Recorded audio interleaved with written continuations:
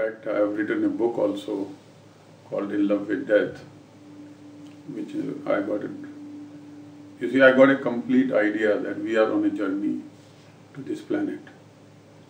And this, of course, over the years, it flows to you. And a lot of the other people have helped me to realize this, including the very learned and very top Japanese Buddhist leader. She met me when she arrived with the Japanese Prime Minister, and when she met me, she said that she knows me from my past life. And I was invited back to Japan, and at least I'm convinced that she knows me from past life. So these type of incidents does make you wonder that there is an end point to your life. And as Alexander the Great said that when I die, I want you to take out both my hands out of the coffin, so that people should realize that I'm going barehanded. I'm not taking anything from here. I fought so many wars and everything, but ultimately I'm going barehanded. So this is also very important for people to understand that you're not here forever.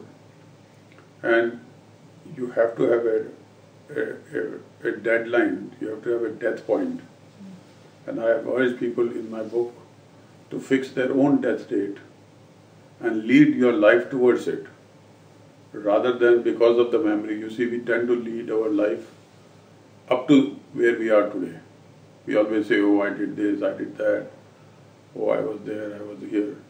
That's all going in the past. That's all done with. But what about from here to death is now the life in front of you. And that's what you can make out of it. And that's what I've tried to cover in my book also, that God gives you plenty in His, there is no, God is very kind, and one should see it that way. And also, He gives you grief, and people question that why have I got the grief? And I've dealt in my book that grief should also be taken as a blessing of God, because it's not a sin, it's not a punishment, but it is a step towards enlightenment. And that's why all our prophets, whether it was Jesus or whether it was Muhammad or all the prophets, Buddhists, Lord Buddha or Indian prophet, they had all gone through lot of grief or lot of, inflicted upon themselves. Like you say, Lord Buddha, why he had to leave the palace? People say, okay, he had to gain enlightenment, he could have done in the palace, but it doesn't happen like that. So he had to leave his wife, he had to leave his child and go under a banyan tree. And then he had to meditate and then try to understand what is happening. So these things, they can't come automatically. They come, the whole idea which I have said, and I'm happy to tell you that this book is getting converted into a film by some British producers, and I'm also an executive producer in the film. And we have taken Jesus as the leading light in the film, because he was in love with death. He died at the age of 33, and he got glory out of death as per my idea.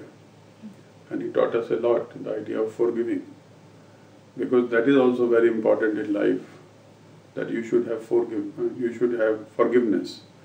Because if you don't forgive, then it is you who suffer. Whatever has happened has happened.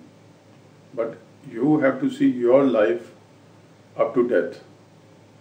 I know there are a lot of people who have a lot of problems, their bereavements in the family, they feel that they have been cheated, they have done this, they have been that.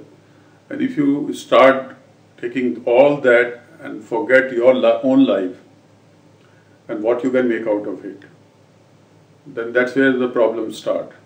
And you should be able to rise yourself above all that and move on.